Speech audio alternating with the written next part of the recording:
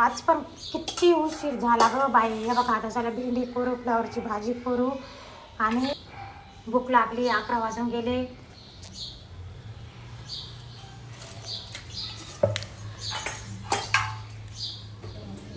तर मग भूक लागली. वैशू म्हणे भूक लागली होती, मॅगी करू काय म्हटलं कर. आणि मग मैत्रिणींनो भेंडीची भाजी केली. आज म्हटलं खूप छान भेंडीची भाजी करू. दीपक म्हणे आताच नको करू, दीपक म्हणे नंतर कर, गरम गरम चांगली लागते. पण त्याच्यात असं झालं मैत्रिणींनो, तेल गरम झालं खूप, जिरे मोहरी लसूण टाकला, ते पडला काळपट.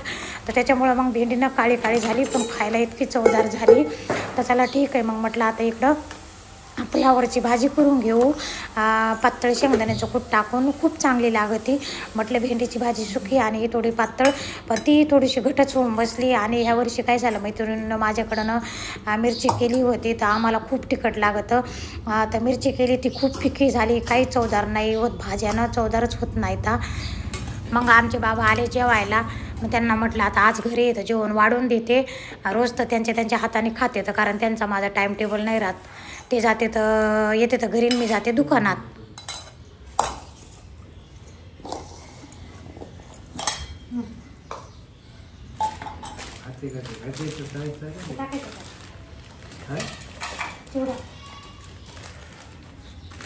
हा गोड आवडत आहे ना.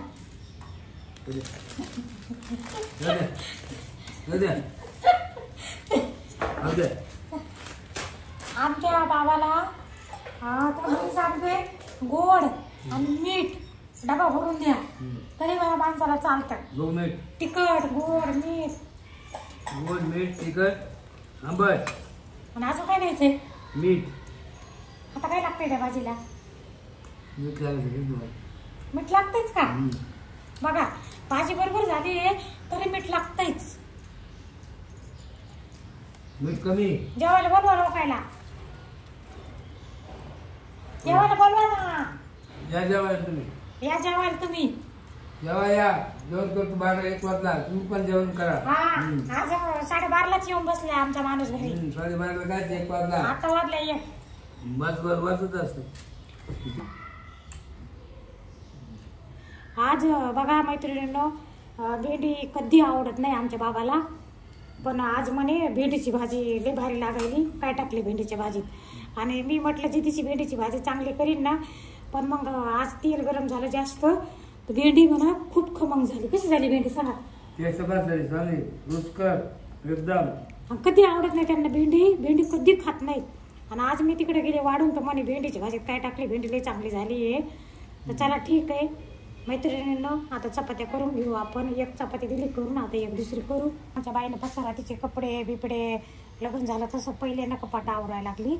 तिचे कपडे ड्रेस तसेच पडलेले आहे ना. तर काय करायली ग, ते काय काय काय कपडे तुला टॉप बघायचे नाही, ते आपल्या कामाला पोरगी येते ना, तिला द्यायला काढ. मग काय बिचारीला असेच पडून राहतील, ती तरी घालून. नवे कपडे नवे टॉप आहे मैत्रिणींनो. ही मला हे नाही आवडत, ते नाही आवडत. मग ते म्हटलं आपल्याकडे कामाला येते बिचारी पोरगी, तर तिला काढ म्हटलं द्यायला. एकदा दोनदाच वापरलेले आहे. तर चला ठीक आहे मैत्रिणींना, स्वयंपाक पण करायचा आहे. बापू चपात्या राहिला आहे बघा, एक कपाट इकडं. आता आवरू थोडं इकडं पसारा पडला आहे बघा. तर मग मैत्रिणी दुपारी दुकानावर गेलेच नाही. मग वैशूने मी नंतर जेवण केले, मग जराशी आरामच केला, थकल्यासारखं झालं 2-4 दिवसापासून. मग संध्याकाळीच दुकानात आले मैत्रिणींनो. ते इकडं माल काढायला आले मी, शेजारी गोडवा नाही आपलं. ते बघा पोरं काय जमाना आला बघा हो. पहिल्या जमान्यात कसं होतं, एक म्हणजे घरातली फॅमिली पूर्ण बोलत बसायची, मस्त गप्पा छप्पा इकडच्या तिकडच्या, विचारायचे ह्याचं काय चाललं त्याचं काय चाललं, सगळे चांगले आहे का. आणि आता प्रत्येकाच्या हातामध्ये मोबाईल, आणि नुसते मोबाईलमध्ये बोटं घातलेले बसायलेत ना हो. काय मला तर ना पहिल्या जमान्यातलं इतकं आठवायले बघा. आता तुम्ही बघू शकता बघा, तुम्ही बघा. त्याला माहीतच नाही, आम्ही ना गपचूप फोटो काढून घेतला, व्हिडिओ काढून घेतला. तर मैत्रिणींना मग इकडचा मी माल घेऊन चालले तिकडं लावायला इकडच्या दुकानामध्ये. इकडं कसं मैत्रिणीनं काय संपलं काय नाही, मग तिकडून ते आणलं थोडं थोडं आणि त्याला म्हटलं मग तू बाकी घेऊन ये. मग दीपक तिकडंच होता आणि मैत्रिणीनं पहिलं माझ्या दुकानात आलं का काय काम राहतं, मला पहिलं माझ्या डोळ्यात हे दिसतं की कुठं काय पडलं आहे, कुठं काय संपलं. माझी नजरनं पहिली तिकडं जाते. मग आता इथं काड्यापेट्या हे खाली पडलेल्या होत्या, कसं गिऱ्हाईक आलं का घाई मग इकडून तिकडून सापडून आणायचं आणि ते द्यायचं आणि मग ते खाली तसंच टाकून द्यायचं. तर मग त्याचं कसं करावं लागतं, आधी सोय करावं लागते त्याची. गिऱ्हाईकाच्या अगोदर सगळं लावावं लागतं माल कप्प्याने. मग गिऱ्हाईक आले आपली बी धावपळ होत नाही, धांदळ होत नाही, चिडचिडपणा होत नाही. किराणा दुकान आहे मैत्रिणीनं, किराणा दुकानात कितीही काही करा संपतच राहतं, इकडचं तिकडचं चिडचिड होतं. मग गिऱ्हाईक वेळेवर आलं का मग गिऱ्हाईकाला पण टाईम नसतं, द्या द्या द्या द्या करतात, मग अजूनच आपले चिडचिड होऊन जाते. तर मग त्याच्यामुळं हे माझं सगळं दुकानात गेलं का आधी टिपण लावायचं काम चालू राहतं. कुठला माल संपला आहे तिथं माल लावून द्यायचं.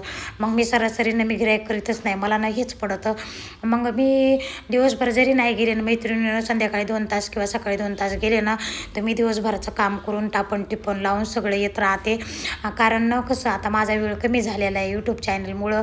यूट्यूब चॅनलवर मला सुद्धा 2-2, 3-3 तास द्यावा लागत येतं.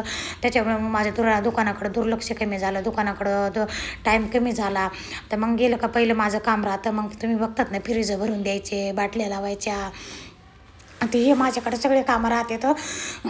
तर मग असे कामं राहतात मैत्रिणींना आपले. तर मग असे कामं राहतात मैत्रिणींना आपल्या दुकानात गेल्यावर. आणि दुसरी गोष्ट आता हे म्हणू लागले तुमचे व्हिडिओ खूप चांगले राहते, तर आम्ही बघतो. म्हटलं हो का, तर ते म्हणे तो जे आम्हाला जमलं नाही ते तुम्हाला जमलं, तर म्हटलं सांगा बरं असं व्हिडिओमध्ये. तर नाही म्हणे नको. तर म्हटलं बरं चला ठीक आहे. तर चला मैत्रिणींना ठीक आहे, कोणी काही जरासे असं म्हटलं का मनाला बरं वाटतं थोडंसं, चला आपण काहीतरी चांगलं काम करतोय. आणि बघतात तुम्ही तुमच्यासमोरच आहे माझं, मी एवढा वेळ काढून यूट्यूब चॅनल चालवते. तर आता ती चहा पावडर संपलेली होती, मग दीपकला आणायला लावली. तिकडून त्यांनी अजून काहीतरी संपलं होतं, तिकडून आणायला लावलं. मग ते गिऱ्हाईक कवर उभं राहिलं, कवर गिऱ्हाईक उभं राहिलं मैत्रिणीनं. मग ह्या असे मला जाडजोड लावावं लागते दुकानामध्ये जाऊन. येळेला गिऱ्हाईकाला सगळ्या वस्तू भेटल्या पाहिजे. आता ही माझं असं काम राहतं सकाळ ते संध्याकाळपर्यंत. मग घरचं दारचं सगळं बघून, यूट्यूब चॅनल बघून कामं करावं लागतात मैत्रिणींनो. तर चला ठीक आहे, बघू आता काय काय करायचं. आता गिऱ्हाईक करते मी. दीपक तिकडे आहे शेजारच्या ओढांमध्ये, त्याला म्हटलं तिकडून अजून काही माल संपलेला आहे घेऊन ये. तर मैत्रिणींनो ह्या वयात एवढे कामं मी करते, तर कमाल आहे नाही आहे तुम्ही सांगा मला तर वाटते कमाल. तर चला ठीक आहे. घरी आले मग मी. आता घरी आल्यावर स्वयंपाकाचा प्रश्न, काय स्वयंपाक करायचा. तर म्हटलं चला दुपारचा काही पडलेला आहे भाजीपोळी वगैरे, आणि ते वैष्णव फराळाचं ते पण आणलेलं आहे. मग ते काय हे काय मग थोडंसं मसाले भात म्हणा किंवा खिचडी म्हणा ते टाकू म्हटलं. आणि आधी पहिलं तिला ना दूध गरम करून देऊ म्हटलं हळदीचं. तिला म्हटलं होतं मी दुकानात जाताना दूध गरम करून पे, पण तिनं काही पेलं नाही. मग आल्यावर ना तिला थोडीशी सर्दी झालेली आहे, अजून थोडा फरक नाहीच आहे.